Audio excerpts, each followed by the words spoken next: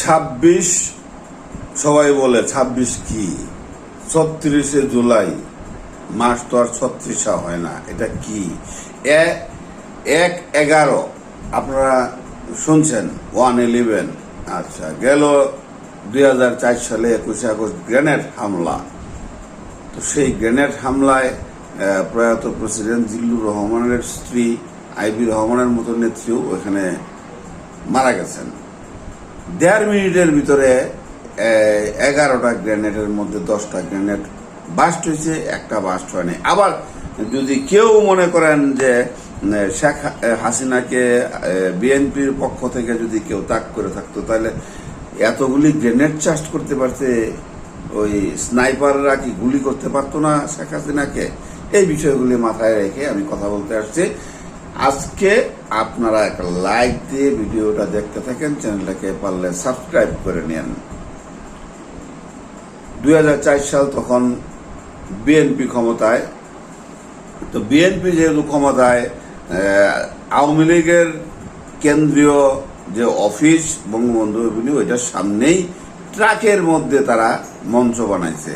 তো যেহেতু বিএনপি ক্ষমতায়, বিএনপি পারমিশন দিছে তাদেরকে মিটিং করার জন্য, বিএনপি তো আর বলে দেয় না এই ট্রাকের মধ্যে ওইটা মিটিং করতে, তাই না? তো ট্রাকের মধ্যে কেন করছে এটা তারাই জানে। আপনারা শুধু পয়েন্টগুলি আউট করবেন, পয়েন্টগুলি আউট করে চিন্তা ভাবনা করবেন। এখন চিন্তা ভাবনার সময় আইছে, আমিও সুযোগ পাইছি, এই জন্য আমি বলতেছি। আইবি রহমানকে শেখ হাসিনা অনেকবার ডাকছে, অনেক মিটিংয়ে উনি মাইকে বলছে যে আমি আইবি রহমানকে ডাকছি, যে মঞ্চে আসার জন্য আসে নাই। ঘটনাটা কি? তারপরে এই 1.5 মিনিটের ভিতরে 11টা গ্রেনেড ওখানে 10টাই ফাইটে গেছে, একটা ফাটে নাই, যেটা খালি মঞ্চের নিচে যায় পড়ছে, ট্রাকের নিচে। ঘটনাটা কি? তারপর নিমিষের মধ্যেই 12 জন মরে গেল, আরো 12 জন মরছে পরে হাসপাতালে যাইয়া, আর 300-400 আহত হয়েছে। তো এখানে কি স্নাইপার গান দিয়ে কি শেখ হাসিনারা শুট করতে পারতো না? এত কষ্ট করা লাগে? ঘটনাটা বুঝছেন, বিএনপি তখন ক্ষমতায়। আচ্ছা, তারপরে এটা নিয়ে তদন্ত হইল, র্যাবের রিপোর্ট দিল, টিআইবি রিপোর্ট দিল, গোয়েন্দা সংস্থা রিপোর্ট দিল, সব রিপোর্ট ঠিক আছে। যখন 2008 সালে আওয়ামী লীগ যখন ক্ষমতায় আসলো, তখন এটার রিপোর্ট আবার হইল। কথাটা বুঝছেন? কিন্তু তার মানেটা কি? মানেটা আমরা এইটুকু বুঝতে পারি যে কিছু লাশের উপর দিয়ে হয়তোবা শেখ হাসিনা ট্রাম্প কার্ড খেলছে নির্বাচনে জয়ী হওয়ার জন্য, 2008 সালে সরকার গঠন করার জন্য। নাহলে ওদিনকা যদি এত কিছু করব দুষ্কৃতিকারীরা, জঙ্গিরা, তাহলে স্নাইপার গান দিয়ে শুট করতে পারতো না? মাথায় রাখেন এটা। আপনি কি বলেন? শুট করতে পারতো কিনা? যদি সুস্থ মস্তিষ্কের লোক হয়ে থাকেন তাহলে অবশ্যই এটা আপনাকে জানতে হবে। আর যদি অসুস্থ হয়ে থাকেন তাহলে বুঝবেন না। আপনাদের মূল্যবান মতামত কমেন্টসে জানাইবেন। গালি দেওয়ার হইলে গালি দিবেন, কোনো সমস্যা নাই। আমি শুধু কথাগুলি তুলে ধরতেছি। তারপরে এই যে শুরু হইল হত্যা, গুম, আয়নাঘর, অমুক তমুক, তার মানেটা হচ্ছে যখনই যাকে পছন্দ হয় নাই তখনই তাকে ধরে নিয়ে আসা হয়েছে। সাদা বাহিনী গেছে, কি হলো যে সাদা পোশাকধারী লোকজন আসছে, আইসা তাদেরকে উঠায় নিয়ে গেছে। কেউ বাংলায় কথা বলে, কেউ হিন্দিতে কথা বলে, সারা রাত রাইখা 24 ঘন্টা 48 ঘন্টা রাইখা আবার ছেড়ে দিচ্ছে তাদের কাছে টাকা পয়সা খায়া। আবার কেউ কেউ গুম হয়ে গেছে, এরকম অনেক আছে। তারপরে কাউরে বাঁচায় রাখা জরুরি দরকার, তারে বাঁচায় রাখছে, বা আল্লাহ তাআলা হায়াত দিয়ে দিছে, ওই জন্য বাইচা রয়েছে। কারণটা হচ্ছে এই সম্পর্কে, আয়নাঘর সম্পর্কে তো কিছু বিশ্লেষণ তো করতে হইব, নাহলে তো মানুষ জানবে কি করে যে আয়নাঘরটা এত ভয়াবহ। কারণ আল্লাহ তাআলা সবাইরই ছাড় দেয়, কিন্তু ছাইরা দেয় না। এইটাই হলো তার প্রমাণ। আচ্ছা, গেল। তারপরে মনে করেন এই গুম টুম কইরা লাস্টে তারা অনেক জায়গায়, যেমন ওবায়দুল কাদের কাকা মঞ্চে উঠলেই, মঞ্চ ভাঙা যখন পড়লো, মঞ্চে উঠলেই আগে সবাই নামায় দেয়, কারণ মঞ্চ একবার ভাঙা পড়ছে, আপনারা জানেন না, খালি ডিজিটাল বাংলাদেশ কইছে। তো কাদের কাকার কাজই ছিল খালি ব্যঙ্গোক্তি করা। এই কাদের কাকা আর হলো ওই যে সালমান এফ রহমান স্বরাষ্ট্রমন্ত্রী, এই কি জানি জয়, এরা মিলেই কিন্তু শেখ হাসিনারা খাইছে কুবুদ্ধি দিয়া। এদের কুবুদ্ধিতে আজকে শেখ হাসিনা দেশ ছাড়া হয়েছে, না হলে শেখ হাসিনা এই দেশ ছাড়া হইতো না।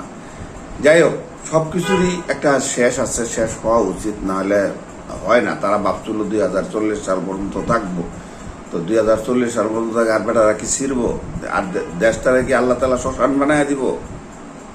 দেশের অবস্থা তো শ্মশানই হয়ে গেছে, যে ঋণ করে থয়ে গেছে, আর ব্যাংকগুলিতে লুটপাট করে আর সব টাকা পয়সা বিদেশে পাঠাই দিচ্ছে। তো এগুলি আল্লাহ আর কত সহ্য করবো? মানুষ আর কত এগুলি সহ্য করবো? মানুষের তো আর সহ্য হচ্ছে না, হ্যাঁ, কারোই সহ্য হচ্ছে না। এই জন্যই আল্লাহ তাআলা এই গজবটা দিছে।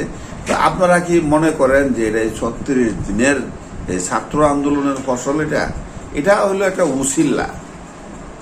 2013 থেকে 14 থেকে শুরু হয়েছে এই আন্দোলন, শেখ হাসিনা বিরোধী আন্দোলন। আস্তে আস্তে দানা বাড়তে এই যে আগস্টের 1 তারিখ থেকে শুরু হয়েছে, 18 সালে শুরু হয়েছিল, তখন আবার এটা সরকার বুঝতে পারে ওটা আবার থামায় দিচ্ছে। হ্যাঁ, তারপরে এই যে 1 তারিখ থেকে, আগস্টের 1 তারিখ থেকে শুরু হয়ে 36 দিন। এই যে অনেকেই বলে যে 36শে জুলাই মাস তো আর 36শে হয় না, মানে 36 দিন লাগছে, এই জন্য বলে 36শে জুলাই।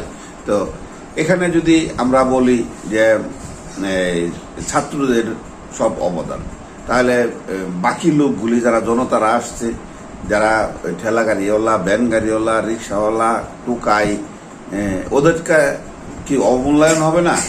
যদি বলেন যে আবু সাইদের মৃত্যু দিয়া, আবু সাইদ শহীদ হয়েছে, ওইটাকে কেন্দ্র করে দেশ স্বাধীন হয়েছে, আবু সাইদ কি জানতো যে এনে গেলে সে গুলি খাবে, বা সে গুলি খাওয়ার জন্য কি বুক পাইতে দিছিল? সে ভাবছে যে আমার ট্যাক্সের টাকায়, এই জনগণের ট্যাক্সের টাকায় এরা বেতন পায়, এরা এতটা নির্দয় না, কিন্তু পুলিশটা ছিল অমানুষ, সে গুলি করে দিছে। এই শুরু হইল আন্দোলন।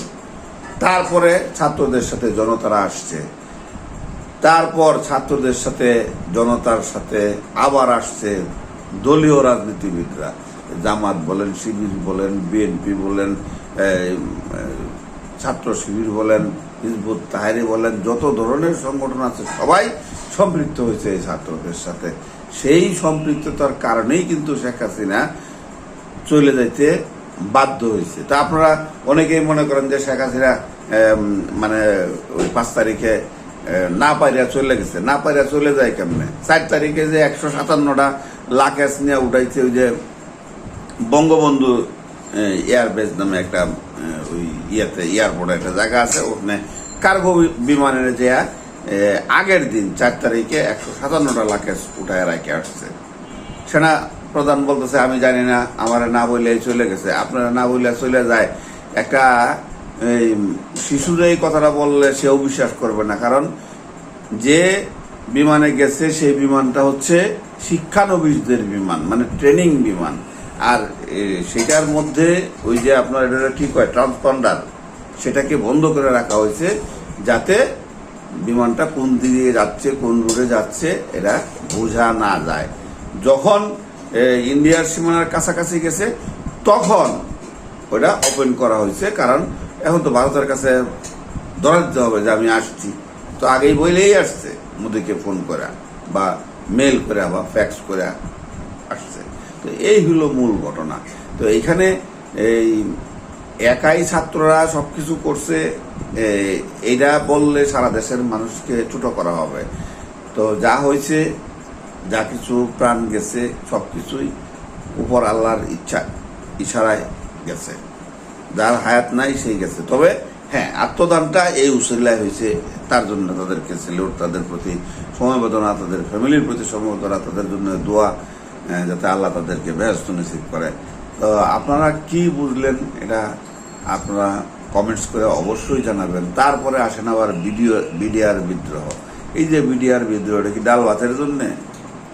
ডাল ভাতের জন্য কি মানুষ মারে ফেলায়? ডাল ভাতের কর্মসূচিতে তারা অনেক টাকা হাতায় দিছে, এইটা না। এখানে ওই যে আপনার বড়াই বাড়িতে যুদ্ধ হয়েছিল বিডিআরদের সাথে, বিডিআররা আইসা ক্যাম্প গাড়ছিল বাংলাদেশে, বিডিআর না বিএসএফরা, তারপরে বিডিআররা তাদেরকে উৎখাত করে দিয়েছিল। রৌমারিতে আর একটা যুদ্ধ হয়েছিল।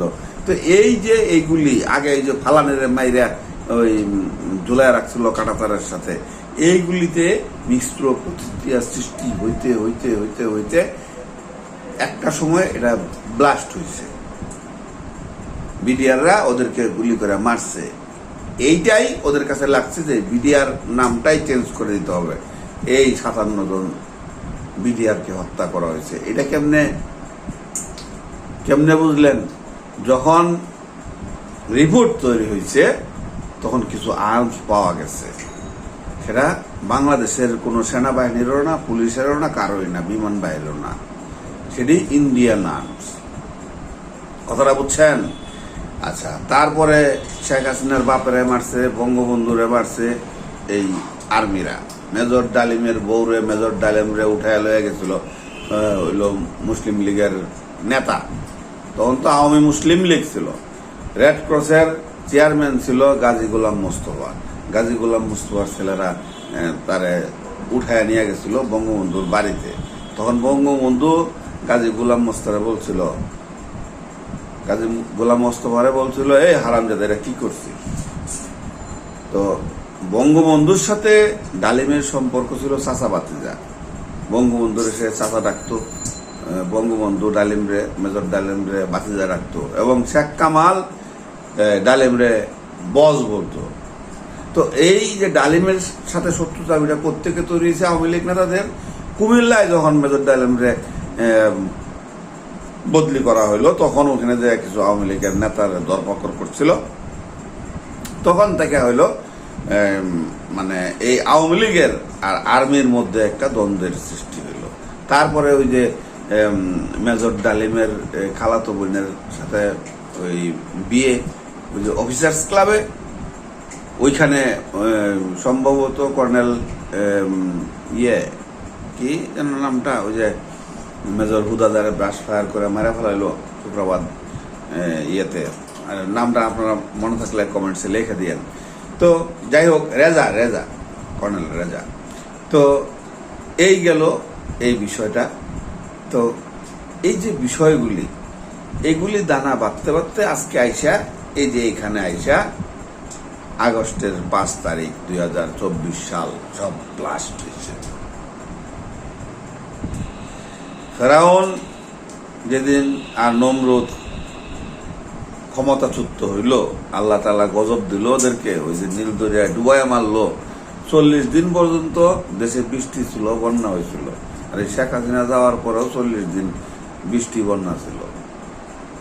আবার দেখা হবে পরবর্তীতে। আসসালামু আলাইকুম।